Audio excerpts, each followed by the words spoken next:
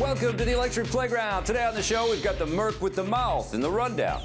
Plus, Marissa gets a speeding ticket when she checks out Forza Motorsport 6. And then we count down 100 days to The Force Awakens with our new Star Wars Memories segment. Also coming up, we return to the basement with The Binding of Isaac Rebirth on the 3DS, continue the revolution with the new Homefront game, and much more today on EP Daily.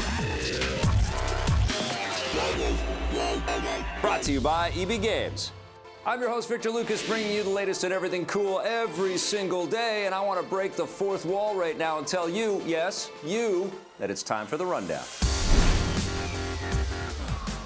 You don't have to wait until October to kick off Halo 5. Microsoft and 343 Industries have released the opening cinematic for the game almost 2 months before it launches. It doesn't give too much away, but does show the game's new protagonist, Spartan Locke, take on Covenant and Promethean forces and begin his mission to track down Master Chief. You can watch the complete opening cinematic on EPN.TV. Halo 5 Guardians will deploy exclusively on the Xbox One on October 27th.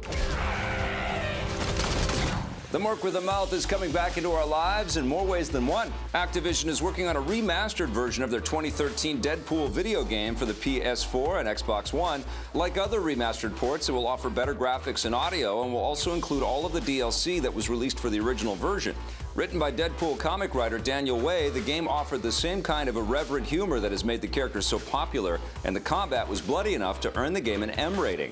The remastered version is clearly meant to capitalize on the resurgence of the character thanks to the new Deadpool movie. Unlike the game, which is voiced by Nolan North, the movie sees Ryan Reynolds reprise his role as the trash-talking mutant and will bring the R-rated mayhem to theaters on February 4th, 2016. I am very turned on right now. Excellent subjects for us to discuss today. Here's my pal Marissa Roberto. Yeah. The Deadpool video game making a comeback. This totally surprised me. It's been one of my guilty buried treasure type experiences for a while. I've told a lot of people that I enjoyed that game. Nolan North is amazing in this thing, and the quips are nonstop. It makes you bust out laughing. But Nolan North is amazing in everything. He really is, but he's totally suited to the irreverence of Deadpool. He goes totally over the top, which is exactly what the character is.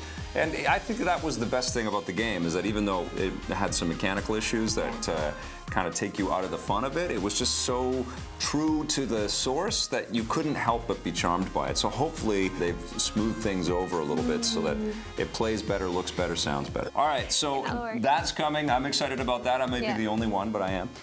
Everybody is excited about Halo 5. What do you think of this opening cinematic? Oh man, that looks so good. First of all, I love Nathan Fillion. I love that he's just like completely there. He's there. Yes. I'm gonna see Nathan Fillion all the time. That's fine. I'm okay with that. I think this is probably like winning an Oscar for him in a way, you know? To be in a Halo game? Well, he's been in a Halo game before, but to have his face so beautifully and his hair so beautifully rendered, and I mean, he must be flipping out to see this. His hair does look lovely, but I think what I love most about seeing that trailer is the fact that it still gives me the chills. I love seeing the epicness of Halo come to life. Well, I think the best thing that this cinematic kind of shows off is that this is the dream that we all have of Halo, and it does such an unbelievable job of sort of, you know, realizing your imagination around Halo. They did an incredible job with the art, and the fluidity is incredible, And the story here looks like it's going to be really interesting too, because two teams kind of going at it. The one team is going to go after Chief's team, but you want to root for Chief all the time, but then you have this other side of it too. I'm so excited to dive into these characters. I think it's going to be fantastic. Many badasses in this game. Totally. Yes, and it looks beautiful. Can't wait. That's coming out soon. Thank you, Xbox, for giving us that little teaser. Now we are totally just jonesing for this thing. So thank you very much. But right now we've got another game that's coming up from Microsoft very soon, actually. It's Forza Motorsport 6.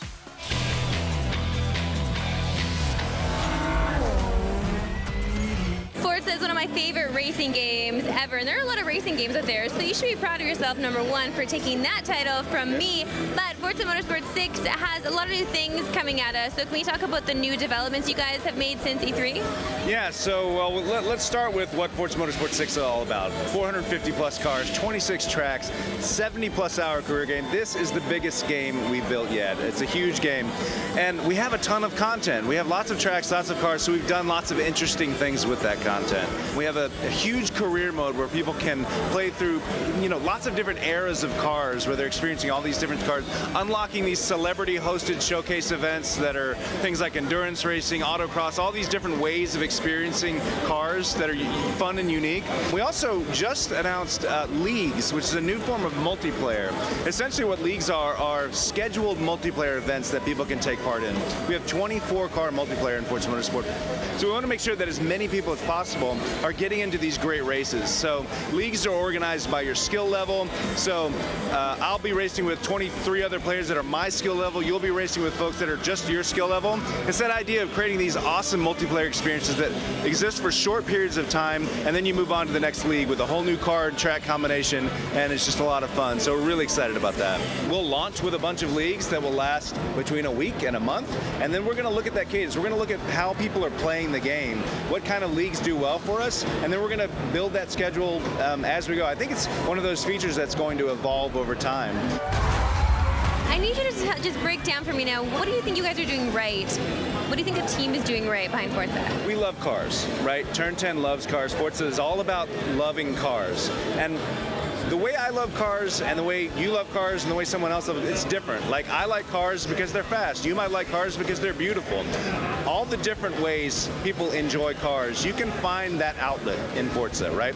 Some people come to Forza and all they do is take photographs of cars. That's how they spend their time. Some people just paint. Some people love to race. Some people are collectors. They spend a lot of time in their career. You have all these different ways of experiencing Forza, and when you add on to that things like assists, where I turn assists off because I've been playing the game for a long time, but my daughter likes to come in and just crash cars, and we can build a profile for her that she can handle, right? It's good for her. So it really just depends on how you like to experience cars. We want to build an experience in Forza where you can express that in the game. Buckle up, because you can take that game for a ride September 15th. All right, stick around. Marissa's coming right back with Jose and Isaac with The Binding of Isaac on the 3DS review.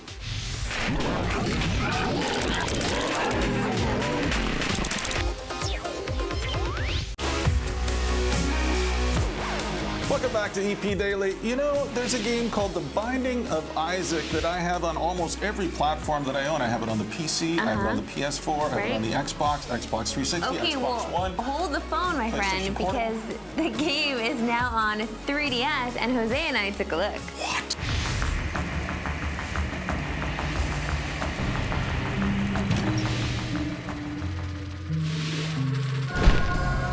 The Binding of Isaac Rebirth is now finally available for your Nintendo 3DS. It's been available on everything else Except 3DS. for the 3DS. Now it's here. And we're gonna make use of the fancy little nub at the top of my 3DS. nubs. Yeah, I know, all the nubs. I like using that nub. Yeah? It's just funny because it's just sitting there in the corner. Like, you don't really know what to do with it until you jump into the game, and then you realize, listen, this game was kind of made to use the nub. Does the nub work perfectly with the game? Questionable. The game itself it's one of the most hilarious just premises of a game that I've ever played. Like, It's not hilarious. It's freaking scary and very sad. And I feel so bad for Isaac. My heart just wrenches every time I see this opening. hey, when God asks your mom to kill you, you answer the call. No, but I was always freaked out watching you guys review this game because you reviewed it how many times now? I reviewed it once. I think Vic reviewed it with Ben once. Okay. I think we've reviewed the game a total of 13 times. Right. So I know I felt like, okay, we're gonna talk about Binding of Isaac again. Hold the phone because I thought we already said we loved it. We're good with it. No, you know what? This deserves to be reviewed again on this platform because people need to know if they should get it on this platform. I'm not sure though because you own it on other platforms. Sure. If it's worth buying on this one. I don't think so. I mean, I think it's still a fun game, still a great game, and if you didn't get a chance to play it on anything else that it came out before, Yeah. obviously you're probably interested in checking it out because we gave it such high praise the last time we reviewed it. Right. So for those people, I would say yes, go ahead, give it a shot.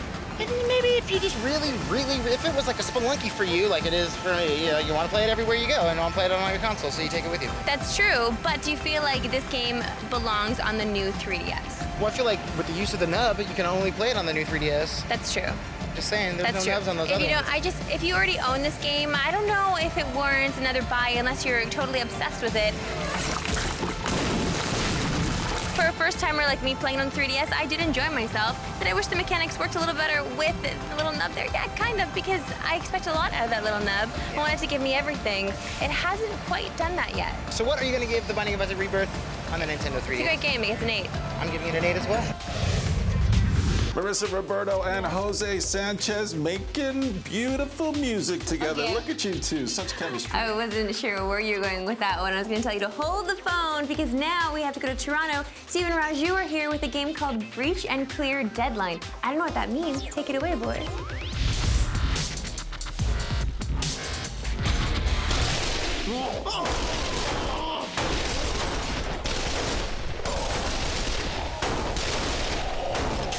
I don't know about you, but two genres of game I've always wanted to see combined are like tactical, police, SWAT action, and zombies.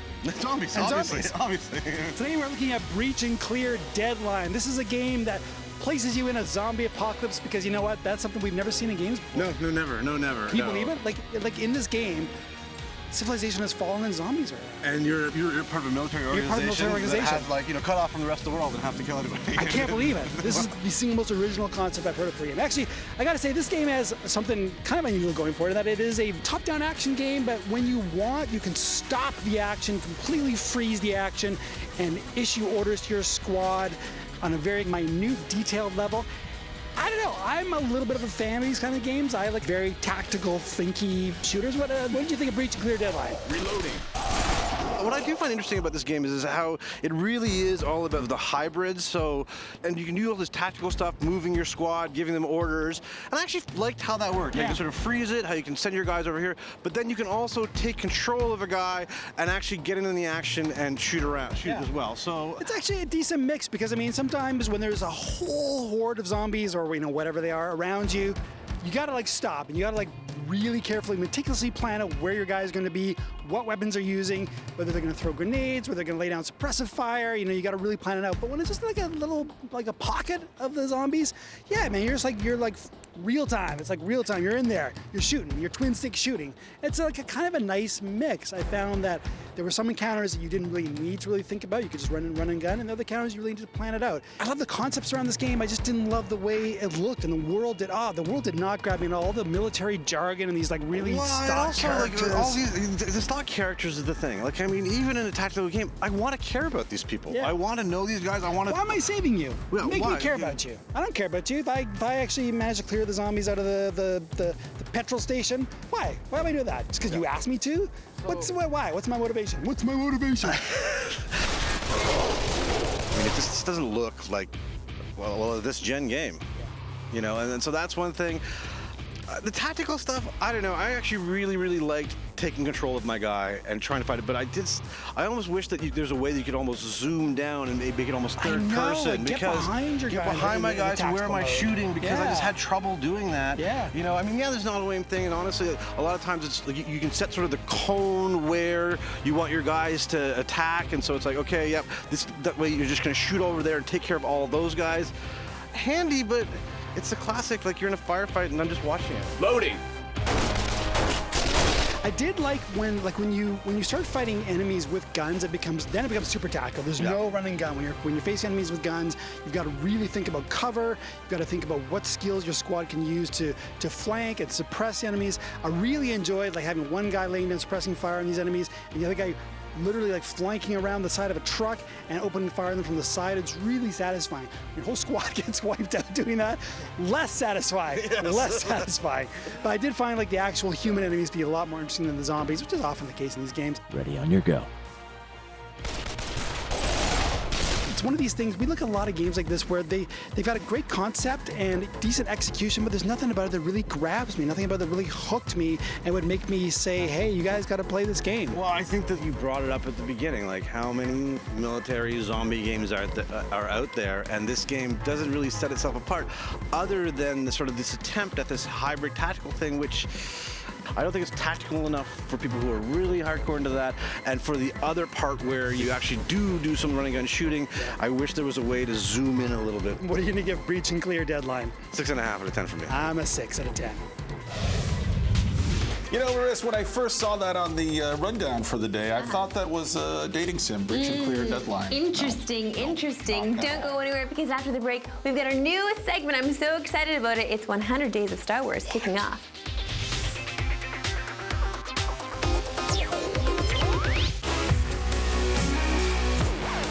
Welcome back to EP Daily. You know, my friend Victor Lucas is very excited about the upcoming Star Wars film. In fact, he has a calendar on the wall. I thought he was in prison at one point. He's just Xing off the days. Well, as of today, there are 100 days until Star Wars is in theaters, and we've decided to count them down with 100 days of Star Wars.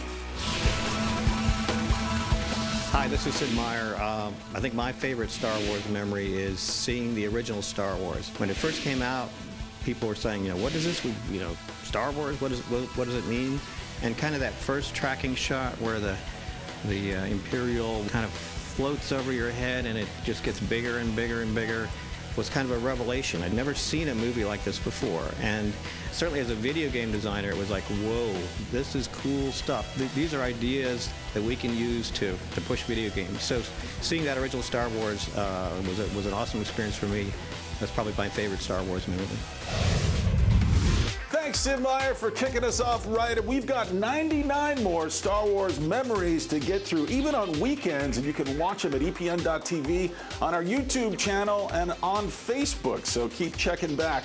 Right now, we got to check in with Jose, who's got the latest on Homefront Revolution.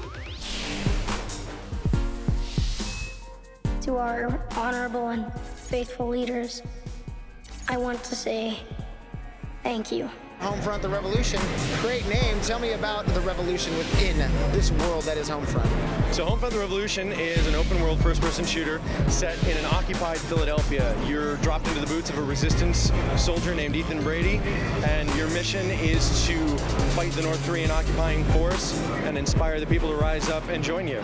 We've created an all-new alternate history that leads to an all-new alternate future. There are some key divergence points with our own timeline. What if the U.S. hadn't landed on the moon? Or what if Apple had been founded closer to Kaesong than Cupertino? We have awoken from our wasteful sleep and taken responsibility for our future. The idea is that you are a guerrilla fighter using fairly dirty tactics to strike back at people that have occupied your homeland. One of the cool things I enjoy about the game itself is that they always have that feel that it's not your typical shooter. This isn't something where you just run in, kill everything, guns a-blazing, and then you win, you're the most dominant force ever. You guys really take us through the feeling of maybe I should be a little bit more stealthy and not go gung-ho.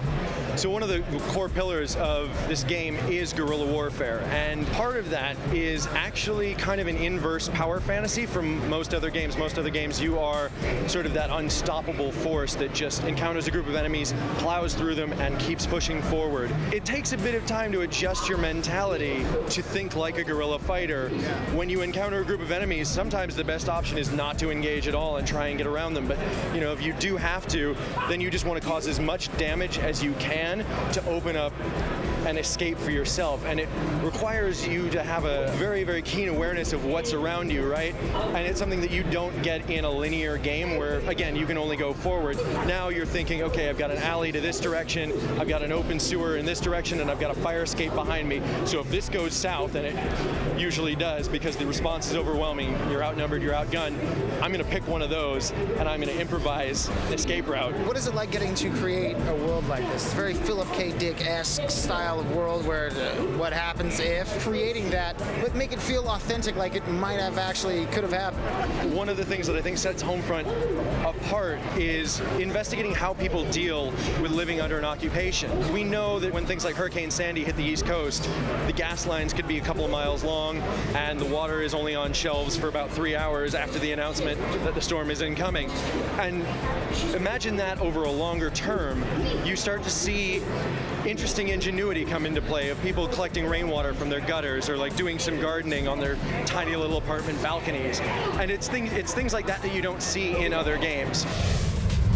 It's funny. Who knew that North Korea was so technologically advanced? Up next, we've got a Twitter question of the day after this. If you want more EP, go to our website, epn.tv, for bonus content and full episodes. We're also on Facebook and Twitter.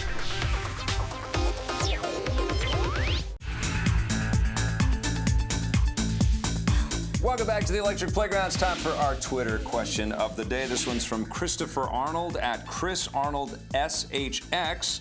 Which industry in America do you find does a better job at producing strong, positive heroines, animation or comics? Wow. And that's kind of interesting to pit them against each other in a category like this. What do you think? That's tough. Well, I'm now reading the history of Wonder Woman, and it's a fantastic book, and I'm getting to see the old school. Like, I didn't even read these old school comics of Wonder Woman and how brilliant it was, and I love her portrayal, or that portrayal of Wonder Woman for sure. Yeah. I think it's obviously changed over time and gotten a little more sexualized, so I'm not into that as much. And I know with animation it does that as well, so it's tough. It's really tough to say. I don't know if one is better than the other. Well, there's a lot of gender separation in animation because the toys kind of have this kind of vertical thing, but I feel like there are more hands and more eyeballs on the product of animation. So generally, I think there's a little bit more recognition about how to tailor this stuff so that it's the least offensive. Right. Where in comic books, it's usually just a few creators and an editor,